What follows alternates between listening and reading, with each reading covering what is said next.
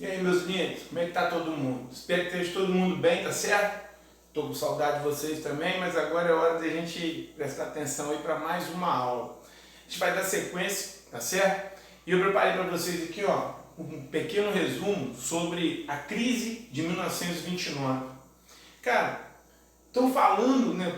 Às vezes eu estou prestando atenção aí nos jornais, aí, né, na TV, e de vez em quando eles comentam sobre a crise de 1929. Por quê? Por causa dos problemas aí causados pela pandemia do corona, né, o coronavírus, né, o Covid-19, o que vem acontecendo?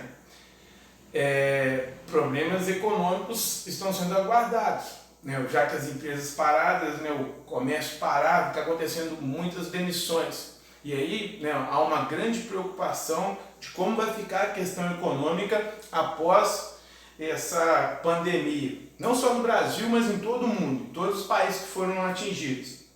E quando eles fazem esses comentários, às vezes eles chegam a falar, pô, vai ser uma crise pior do que a crise de 1929. Então, se vocês aí estiverem prestando atenção nos noticiários ou acompanhando aí, se vocês ouvirem falar sobre a crise de 29, né, agora a gente vai aprender sobre ela, tá certo? Então prestem atenção. O que foi essa crise de 1929? Por que eles comentam sobre ela? Né? Que crise foi essa? Primeira coisa que vocês têm que entender é que foi uma crise econômica. Então, quando ela aconteceu? Vamos voltar, né, antes dessa crise, ao final da Primeira Guerra Mundial. A Primeira Guerra Mundial aconteceu de 1914 a 1918. Então, em 1918, né, acabou a guerra. E como ficou o mundo pós-guerra? Em relação à economia, a gente teve uma mudança muito importante nesse período, que foi a decadência da Europa como centro econômico do mundo. Se a gente lembrar de antes da Primeira Guerra, você tinha a Alemanha, que cresceu muito, tinha a Inglaterra, que durante todo o século XIX foi a maior potência econômica mundial. E agora, né, com a Primeira Guerra, todos esses países se envolveram no conflito, fazendo com que a Europa saísse desse conflito totalmente arrasada economicamente. Vamos recordar que foram milhões de mortes. Essas milhões de mortes, elas trazem prejuízos para a economia. Assim como a própria economia, né, você tem muitos gastos com a guerra. Então todos os países europeus que se envolveram no conflito, na Primeira Guerra Mundial, saíram desse conflito, né, com as suas economias arrasadas. Ao mesmo tempo que a Primeira Guerra ela foi muito ruim para os países europeus, o que vai acontecer? Para os Estados Unidos, ela foi um grande negócio. Por quê? Enquanto os países europeus estavam envolvidos na guerra, os Estados Unidos ele estava sem concorrentes para as suas mercadorias, para os seus produtos, né? Todo o esforço dos países na guerra, eles são voltados para o conflito. Então, naquele momento, os Estados Unidos ele se beneficia. Ele passa a vender para quem antes comprava dos países europeus. Os Estados Unidos entrou na guerra, mas só em 1917, tá? Justamente no momento até onde a Tríplice Aliança estava levando uma vantagem sobre a Tríplice Entente. E os Estados Unidos haviam vendido muito e emprestado muito dinheiro, principalmente para a Inglaterra e França. Então, com a Primeira Guerra, a economia estadunidense ela se fortaleceu. Os Estados Unidos, né, passou a ocupar o posto de maior potência econômica mundial. Terminado esse conflito, então, né, nós constatamos que os Estados Unidos era agora, naquele momento, o país mais rico e desenvolvido do mundo. Então, diante disso, o que vai acontecer? A partir do término da Primeira Guerra, né, que aconteceu em 1918, a economia estadunidense ela viveu, né, um crescimento acentuado. Os anos seguintes, né, ao término do conflito, durante a década de 1920, a economia estadunidense, né, se viu crescer, né, num ritmo muito acelerado, ou seja, um crescimento econômico que beneficiou toda aquela sociedade estadunidense. É justamente naquele contexto, né, que vai surgir o chamado American Way of Life. Tá? O que significa isso? O estilo de vida americano. Quando a gente assiste em filme, série dos Estados Unidos, a gente vê aquele estilo, né? Aquela casa da família no subúrbio, né? Com 2, 3 carros na garagem, uma casa repleta de eletrodomésticos. Né? Aquele estilo de vida americano, qual que é a grande característica dele? O consumismo. Né? O que marca o capitalismo? O consumismo. Então, dentro dos Estados Unidos, nos anos seguintes, ao término da Primeira Guerra Mundial, a gente viu, né, um crescimento muito grande do consumo, justamente porque o país estava produzindo muita riqueza. Uma riqueza, né, que beneficiou a todos os setores daquela sociedade, fazendo com que a economia toda do país crescesse de forma considerável. Para vocês terem uma ideia, em meados dos anos 20, os Estados Unidos eles eram responsáveis pela produção de mais de 40% de todos os bens industrializados do mundo. Né? A Kodak, que é estadunidense, né? Então essa coisa de fotografia, ela dominava mais de 70% da produção mundial.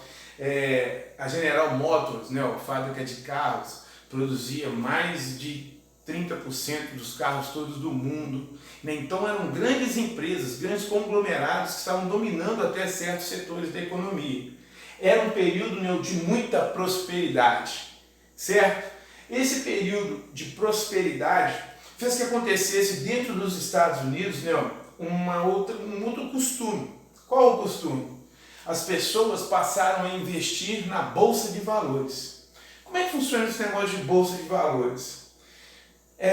Uma empresa, quando ela é muito grande, ela divide o capital dela em ações, são partes, tá? E aí essas ações, essas partes dessa empresa, elas são vendidas, são negociadas na Bolsa de Valores. Se você tem dinheiro, você quer, eu quero comprar parte de uma empresa que está rica, está bem, né? Por quê? É como se você passasse a ser também dono de um pedacinho daquela empresa.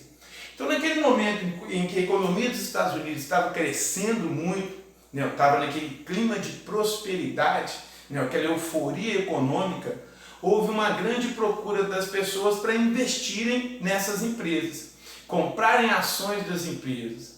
A Bolsa de Valores, né, durante um curto período, ela praticamente triplicou o valor negociado, né, de 20 bilhões para mais de 80 bilhões de negociações dentro da Bolsa de Valores. Ou seja, era um crescimento muito grande da economia como um todo dentro daquele país. Então vocês estão vendo, né, que lá nos Estados Unidos, após a Primeira Guerra Mundial, houve todo esse crescimento, né, essa euforia que estava levando o país, né, a crescer cada vez mais. Só que aí, o que aconteceu? Todo esse clima de euforia, ele durou até 1929. Tá? A gente falou que ele começou ao término da Primeira Guerra, então praticamente, né, uma década de um crescimento acelerado, de uma euforia econômica, do consumismo característico do estilo de vida americano. Só que em 1929, o que a gente teve? Bum! A crise. O bicho pegou lá dentro dos Estados Unidos. Quais são os fatores que levaram, então, essa economia, que era uma economia tão forte, né, tão poderosa, tão rica, a entrar em crise em 1929? Primeira coisa, o liberalismo. Lá nos Estados Unidos, né, assim como em vários países, desde lá do século XIX, o governo, né, ele cuidava da administração do país, mas não intervinha na economia. O liberalismo foi aquela escola que surgiu lá na época do Iluminismo com Adam Smith, que era a escola de deixa a economia livre, né? Existe uma lei, uma mão invisível que controla a economia, a lei da oferta e da procura. Lembra da lei da oferta e da procura? Quanto maior é a procura por um produto, maior é o preço. Menor a procura, menor é o preço. Quanto maior é a oferta de um produto, menor é o preço. Quanto menor é a oferta de um produto, maior é o seu preço. Não, vamos pensar, por exemplo, olha só, o álcool em gel. Agora, na crise, todo mundo precisando, o que aconteceu com o preço dele? Houve uma grande procura, o preço subiu, tá? Diminuiu a oferta porque todo mundo comprou o álcool em gel. O que aconteceu com o preço? Subiu. Está entendendo o que eu estou dizendo? Então, assim, eles achavam que a economia ia funcionar tranquilo, que ninguém ia ter problema com isso. Mas acontece que Esse liberalismo, né, ele estava errado em relação à economia. Por quê? O que aconteceu? Como dentro dos Estados Unidos o governo não se preocupava em controlar a produção, em controlar a economia, as empresas elas foram produzindo, estavam vendendo muito, né? Os países europeus saíram arrasados da guerra, suas economias ainda estavam se recuperando, mas recuperaram. Chegou um determinado momento, né, passaram-se alguns anos, que aqueles países que saíram da guerra totalmente destruídos, né, já estavam de novo no mercado, vendendo seus produtos. E aí eles passam a concorrer com os produtos dos Estados Unidos. Só que dentro dos Estados Unidos, diante de toda essa euforia, as empresas continuaram produzindo muito, certo? Só que chegou um determinado momento em que seus estoques estavam lá cheios, tá? Mas eles continuavam produzindo, gerando a chamada crise de superprodução. O que é a superprodução? É quando as empresas produziram demais, mas não conseguiram, né, demanda, não conseguiram vender tudo aquilo que elas produziam. Se você é um empresário, tem uma fábrica, e você produz um determinado bem, mas chegou um ponto que você não consegue vender toda aquela mercadoria que você produziu, você vai continuar produzindo no mesmo ritmo? Lógico que não. E diminuir o ritmo da produção significa que você vai fazer o quê com seus trabalhadores? Continuar pagando eles à toa? Não. Você vai acabar demitindo. As demissões que foram acontecendo, elas acabaram atingindo toda a economia. Porque pensa bem, um trabalhador que trabalha lá numa indústria, uma fábrica, ele recebe o salário dele, certo? E aí o que ele faz com esse salário? Ele compra comida, né? Então ele vai ao supermercado, vai à quitanda, ele compra roupa, né? Ele vai na loja comprar roupa, ele paga as suas contas de água, luz, ele vai se divertir, né? Vai passear final de semana, vai no cinema, vai ao botequim tomar uma cerveja, comer uma porção de tira-gosto. Ele movimenta a economia com o salário dele. Quando aconteceram essas demissões, e aí esses trabalhadores foram mandados embora, eles não tinham mais salário, toda a economia é prejudicada. Está entendendo o que eu estou dizendo? Porque se ele não tem mais o salário dele, ele vai continuar comprando na quitanda? Não. Se ele não tem mais o salário dele, ele vai continuar comprando a roupa, ele vai continuar... Nada. Toda a economia, toda a cadeia produtiva é atingida. Então, quando a crise começou nas indústrias, que produziram muito, e aí não venderam tudo que produziram, ela chega também no comércio, né? E aí, por exemplo, o dono da padaria, ele faz o pão, mas ninguém está indo comprar o pão, porque ninguém tem dinheiro para comprar, entendeu? Ele é atingido também. Então, aquela crise que começou na indústria, ela acabou indo atingindo todos os setores da economia. E aquelas pessoas que tinham comprado as ações das empresas, aquelas empresas que não estavam mais vendendo tudo que vendia antes, elas vão continuar querendo ter ações, ter partes daquela empresa que já não está vendendo mais, não está tendo lucro como antes. O que eles vão querer fazer com as suas ações? Óbvio, vender. Só que quando todo mundo foi vender essas ações ao mesmo tempo, o que vai acontecer com o preço delas? Cair. Vai cair de tal forma que no dia 24 de outubro de 1929, praticamente as ações perderam todo o seu valor. Elas se tornaram um papel comum que não valia de nada. Foi a chamada Quinta-feira Negra, um dia de quebradeira geral nos Estados Unidos. Inclusive, muitas pessoas até cometeram suicídio, porque de um dia milionários passaram para totalmente falidos do outro dia. Foi então o ápice, o momento mais importante dentro dessa crise, a quebra da Bolsa de Valores de Nova York, a Quinta-feira Negra, que aconteceu no dia 24 de outubro de 1929. O símbolo maior dessa crise de 1929 é justamente esse, a queda da Bolsa de Valores de Nova York, tá certo? E aí, o que vai acontecer depois? Os anos que se seguem a 1929, porque ela não foi uma crise que aconteceu só naquele ano, pronto e acabou. Não. Os anos seguintes são chamados de período da Grande Depressão. Praticamente toda a década de 30, eles vão viver dentro dessa chamada Grande Depressão. que é a depressão, né? Você tem lá, a economia foi lá em cima, chegou lá, aconteceu a crise, agora a queda. Então a depressão é essa queda que a economia teve. Essa grande depressão, essa crise que aconteceu, ela vai ser uma crise mundial. Por quê? Porque dentro do capitalismo, as economias elas estão interligadas. Os países dependem um do outro. Por exemplo, o Brasil nessa época era grande produtor de café. Com a crise nos Estados Unidos, quem era o maior comprador de café do Brasil? Estados Unidos. Eles vão continuar comprando café brasileiro se eles estão passando por essa crise? Não tem jeito. Então isso acaba atingindo a economia do Brasil. A gente vai ver depois que inclusive vai acontecer uma grande mudança política relacionada a essa crise econômica que vai chegar ao Brasil. Os países, por exemplo, da Europa, os Estados Unidos, quando estava aqui vivendo essa euforia, investiram dinheiro nesses países. Só que agora, se eles estão passando pela crise, eles vão retirar esse dinheiro que eles investiram nos outros países. Então todas as economias dentro do capitalismo foram atingidas.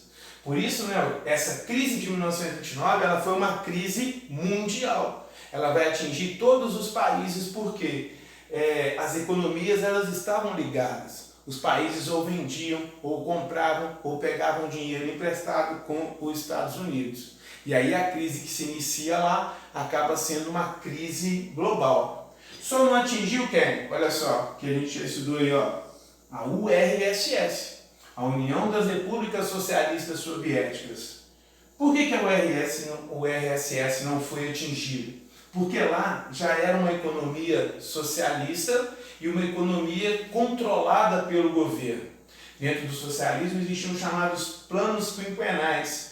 A economia ela era toda controlada pelo governo, então ela não vai sofrer com esse abalo da economia capitalista. Tá certo? Solução. Como resolver essa crise? Como sair dessa crise? Vai ser criado pelo presidente Franklin Delano Roosevelt, ele vai ser eleito nesse momento de crise, e ele ele é eleito justamente, ele é governador do estado de Nova York. Ele entra justamente com a ideia de que não vai mais ter esse liberalismo. Agora é hora do Estado, do governo, interferir na economia para solucionar essa crise. Os liberais eles sempre falam, tem que diminuir o Estado, tem que privatizar, mas no momento de crise quem acaba salvando tudo é o Estado. Através da arrecadação dos nossos impostos, eles investem para salvar a economia. O que vai acontecer então nos Estados Unidos? O Roosevelt ele apresentou um plano chamado de New Deal, que seria um novo acordo, novo rumo. Tá? E o que significava esse novo acordo, esse novo rumo que ele estaria dando aos Estados Unidos? O Estado agora ia intervir na economia a fim de controlar as atividades econômicas e evitar uma nova crise. Como que o Estado pode fazer isso? Por exemplo, fornecendo financiamento, emprestando dinheiro para os pequenos produtores rurais, que também faliram, para os empresários poderem reerguer os seus negócios, para os comerciantes, você empresta com juros baixos, para que eles emprestem com esse juro mais baixo, para que eles possam de novo aquecer os seus negócios e fazer a economia crescer. Controle da produção, preços e salários. Se tivesse ocorrido um controle sobre a produção, não haveria a crise de superprodução. Você tem controle dos preços também, para poder não ter uma desvalorização dos preços, fazendo com que alguns produtores acabem falindo por conta disso. O controle dos salários, você não deixa o salário do trabalhador ser muito baixo, você cria, por exemplo, um salário mínimo que faz com que ele tenha um poder de compra, para que ele possa comprar e movimentar a economia. Criação de direitos trabalhistas como, por exemplo, o seguro-desemprego. A gente falou que as demissões ocorridas na indústria acabaram afetando toda a economia. Então, quando você cria um seguro-desemprego, você acaba deixando o trabalhador com um poder de compra ainda durante um período, mesmo depois que ele perca o emprego dele, até ele ter a chance de encontrar um novo trabalho, tá certo? Realização de obras públicas. Obras públicas, por exemplo, construção de estrada, construção de pontes. Você está fazendo uma obra, você tem que contratar pessoas para poderem realizar aquela obra. Então aquelas pessoas recebem salário e movimentam a economia. Então vocês estão vendo, né, que é um conjunto de medidas que visa justamente o quê? O governo, que é o Estado, ajudar a economia a melhorar, fazer o país crescer. Essas medidas do New Deal, elas vão surtir um efeito, tá? Mas elas não vão tirar totalmente os Estados Unidos da crise. Essa crise de 1929, né, ela só de fato vai ser superada quando você tem o início da Segunda Guerra Mundial, em 1939. A guerra salva a economia, porque aí começa uma produção voltada para aquela guerra, fazendo com que de novo a economia estadunidense volte a crescer. Você tem também, como uma consequência dessa crise, a ascensão do nazismo dentro da Alemanha, né, o fortalecimento das ideias do nazismo, né, do fascismo dentro da Europa. Porque era um momento de crise, né, já tinha acabado a Primeira Guerra, os países já não estavam bem, agora foram atingidos por essa crise. Então, naquele momento de crise, isso acabou contribuindo para a chegada dos regimes totalitários ao poder em algumas nações europeias, né?